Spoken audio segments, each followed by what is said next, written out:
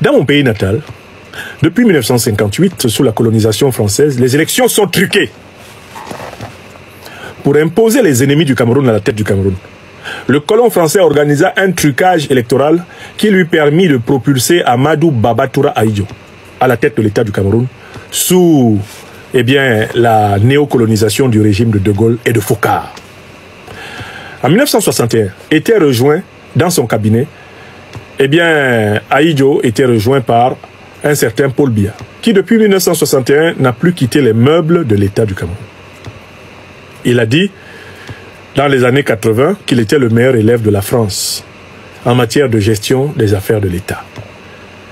Et en réalité, c'était une manière de réitérer son allégeance à ceux sans qui les ennemis de l'indépendance n'auraient pas hérité de la gestion de l'État. Au Cameroun, ceux qui se sont battus pour l'indépendance totale du Cameroun ont été l'objet d'une guerre d'élimination, une guerre de génocide, menée par l'armée coloniale française, appuyée par ses supplétifs africains. L'Union des populations du Cameroun, dirigée par les Léonard Bouli, Ruben Nyobe, Félix Moumié, Osende Afana, Ernest Wandié et plus d'1 million de Camerounais furent massacrés par l'armée française, qui vient à peine de commencer à reconnaître ses crimes. On parle maintenant d'une guerre de décolonisation. Ce n'était pas une guerre de décolonisation. Bon, alors, donc au Cameroun, depuis 1958, 1957-58, jusqu'à maintenant, 7 février 2025, il n'y a jamais eu une élection démocratique. Il n'y a jamais eu une élection juste et transparente. Jamais. Toutes les élections étaient systématiquement truquées. Bon, tout le monde sait que les élections, dans ces conditions, sont une parodie. Tout le monde le sait. Dans la situation camerounaise actuelle, seule la révolution populaire peut changer la donne. C'est-à-dire imposer un nouveau système politique dans lequel les voix de toutes les Camerounaises et de tous les Camerounais comptent. C'est la voix de la révolution populaire seule qui va libérer ce peuple. Voyez comment l'opinion camerounaise adore ce qui se passe au Mali, au Burkina et au Niger. Mais comment l'opinion camerounaise peut-elle aimer Assimi Goïta? Comment peut-elle aimer Ibrahim Traoré? Comment peut-elle aimer Abdourahmane Tchani et aimer Paul Biya, qui est tout leur contraire? Si donc les Camerounais veulent que le Mali soit ce qu'il est aujourd'hui et sont fiers d'Assimi Goïta et le saluent et le plébiscitent dans tous leurs médias d'opinion, mais ça veut dire qu'ils veulent cela au Cameroun. Alors, pour empêcher les Camerounais de vouloir que ce qui est bon pour le Mali soit bon pour le Cameroun, ce qui est bon pour le Burkina Faso soit bon pour le Cameroun, alors on a multiplié des micro-divisions à l'intérieur du tissu social camerounais. On a exacerbé d'abord la division ethnique du pays. Ensuite, on a exacerbé la division coloniale du pays. Cameroun francophone, Cameroun anglophone. On a exacerbé ça. Tout ça, c'est pour paralyser, empêcher les Camerounais de se regarder tous comme des Africains, le même peuple. Donc, on distrait les Camerounais en suscitant des pseudo-divisions dans des partis qui sont déjà de toutes les façons des excroissances du pouvoir. Et les Camerounais aussi sont pris dans ce jeu. Hey, le PCRN a 2 candidats. Mais candidats à quoi? Est-ce qu'il y a élection? Je recommence la question. Le PCRN a 2 candidats. Lequel des candidats peut être déclaré gagnant aux élections, même s'il est gagné dans les urnes? Lequel des 2? Aucun. Aucun candidat d'un parti de l'opposition dans Elekambia ne sera déclaré vainqueur à la présidentielle. Et tous les candidats actuels des partis de l'opposition le savent. La grande question est donc, puisqu'on sait que Paul Biya va truquer, qu'est-ce qu'on fait? Beaucoup de candidats, l'aile réformiste de l'opposition dit, quand il va truquer, à ce moment, on va appeler à la mobilisation pour la défense de la victoire. Mais avant même que l'élection ne commence, des millions de Camerounais sont exclus du processus électoral. Avant même que la soi-disant élection ne commence, on sait déjà que Paul Biya va se déclarer vainqueur. Si on n'est pas capable de se mobiliser tous ensemble pour obtenir un véritable système électoral, qui peut croire que nous serions capables de nous mobiliser pour défendre la victoire de l'un d'entre nous? Voilà pourquoi j'insiste pour dire qu'il ne faut pas tomber dans les faux problèmes des fausses élections de l'Ekambia. Ce sont des faux problèmes, des fausses élections. Il faut que nous nous retrouvions comme peuple africain. Et ça, c'est un impératif de tous les jours. Et comme peuple africain, que nous nous battions pour un changement de régime politique au Cameroun. Un changement de système politique au Cameroun, parce que c'est ce changement seul qui nous permettra d'organiser de véritables élections. Les gens disent que ce sont les élections qui nous permettront d'organiser ce changement. Moi, je dis non. C'est le changement qui nous permettra d'organiser les élections. On verra. On verra au finish la ligne qui va s'imposer. Je vous ai toujours dit cela quand je fais les vidéos que quand il s'agit des élections au Cameroun, un dictateur ne peut pas organiser une élection pour la perdre. Je vous ai toujours dit ça ici. Voici Franklin Nancy qui nous raconte, qui nous explique ce qui se passe. Il nous explique ce qui se passe. En fait, le virus qui est au Cameroun est là depuis des années, depuis des décennies. Avant même que Paul Biya ne s'installe au pouvoir, il y avait déjà le virus. Pendant la période de Amadou Ahidjo, il y avait ce virus-là. Donc nous on souffre de ce virus depuis longtemps. Maintenant, il y a une seule chose que les Camerounais peuvent faire. J'ai toujours l'habitude de vous demander d'aller vous inscrire sur les listes électorales. Je vous demande toujours, et je vais continuer à vous le rappeler jusqu'aux élections présidentielles. Maintenant, il y a une chose que nous, les Camerounais, nous devons faire. Parce qu'on a cette habitude-là que non, voilà, on connaît déjà qui va gagner. Mais c'est vrai qu'on connaît qui va gagner les élections. C'est très vrai.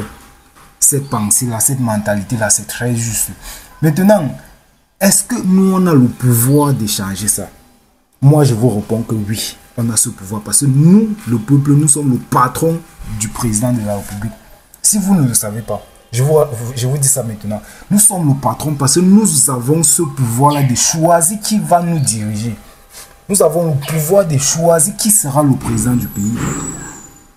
Parce que des fois, je vous demande d'aller vous inscrire sur les listes électorales. Certains vont commencer à me dire comment, oui, si je m'inscris sur les listes électorales, je vais voter pour qui. Certains vont me demander que même si je vote peut-être pour un autre candidat ou un candidat de l'opposition, on connaît qui va gagner les élections. C'est ce que vous avez l'habitude de me dire dans la partie des commentaires. Maintenant, est-ce que vous savez que vous avez le pouvoir de choisir qui sera votre président? Est-ce que vous savez? Parce qu'on sait que oui, au Cameroun, tout est truqué. Quand il s'agit des élections présidentielles, c'est truqué. Municipal, c'est truqué. Législatif, c'est truqué partout. C'est truqué. Mais on a ce pouvoir-là de faire changer la donne. On a le pouvoir de faire changer tout ce qui se passe. Est-ce que vous comprenez un peu? Maintenant, prenez un peu le cas de l'année 2018. Parce que même en 92, c'était clair que John Funzi a gagné les élections présidentielles. Mais on connaît ce qui se passe. On connaît les manipulations et tout et tout. En 2018, c'était la même chose. Maintenant, prenons un peu le cas de 2018. Disons seulement que peut-être le président Paul Biya avait 54%. 54% comme vainqueur, étant le président qui a remporté peut-être, qui a marqué le pénalty, qu'on a l'habitude de le dire, et que le parti d'opposition a gagné avec 53%. Vous voyez un peu l'écart, c'est juste 1%. C'est juste 1%. 1% d'écart. Maintenant, dis-toi que si on a peut-être les élections présidentielles et que le régime au pouvoir gagne les élections avec 72% et le parti d'opposition gagne avec ou le parti d'opposition qui est deuxième vient avec 33%. Là c'est clair, on a une marge qui est très très vaste. On sait que oui, là c'était peut-être la victoire est claire, on sait qui a gagné. Mais quand il s'agit d'1%, de 0,5%, on connaît qu'il y a quelque chose qui s'est passé. Maintenant, je vous appelle à vous inscrire sur les listes électorales. Pourquoi? Parce que si on a un marge de, disons, 10%, 15%, 20%, ça c'est compliqué pour le régime au pouvoir de truquer les élections. Ça c'est très compliqué. Parce qu'on va se dire que oui, après que si un parti d'opposition gagne et qu'il y a trucage, on va faire un mouvement, on va manifester pour faire appel, je ne sais pas, au Conseil constitutionnel pour revoir la décision peut-être. Mais nous savons tous que tout ce qu'on va faire, les marches, on va nous lancer les gars. on connaît tout ce qui va se passer. Quand tu vas sortir sur peut-être dans les rues, que tu veux faire les manifestations parce que, on connaît ce qui va se passer. Donc, il est temps. Et le bon moment pour faire changer ça, c'est maintenant. Déjà, on doit s'inscrire sur les listes électorales, pour commencer. Deuxièmement, quand on va voter, on surveille nos bulletins de vote, parce que c'est très, très important. C'est très, très important. C'est vrai que dans chaque bureau de vote, il y a des scrutateurs, des partis politiques différents, qui sont là pour surveiller les votes, pour surveiller les bulletins de vote de leur parti. Mais nous, les gens qui partent voter, on doit au moins se garder l'œil sur ce qui se passe. On doit garder l'œil sur ce qui... Et ne vous laissez pas distraire, parce qu'il y a certaines choses qui se passent maintenant. Vous allez dire que non, il y a l'habitude. Peut-être les buzz qui se prononcent maintenant sur les réseaux sociaux. Vous allez dire que non, il y a l'habitude. Le buzz, c'est une histoire d'habitude au Cameroun. Mais, sachez une chose, c'est que nous sommes en 2025. Il y a les élections présidentielles en octobre. Et ce gars ou ces gens sont capables de créer des buzz pour essayer de nous distraire de notre objectif. Parce que là, notre objectif, c'est quoi? Aller dans les urnes en octobre, nous exprimer, parce que s'exprimer sur les réseaux, ce n'est plus suffisant. Parce qu'eux-mêmes, ils ne nous écoutent pas. Des fois, tu t'exprimes, on t'arrête, on te dit que bon, voilà, tu as dit telle chose, et c'est compromettant et tout et tout. Donc, on t'arrête. Tout ce que nous avons à faire là maintenant, c'est d'aller dans les urnes nous exprimer. C'est tout ce que nous pouvons faire. C'est tout.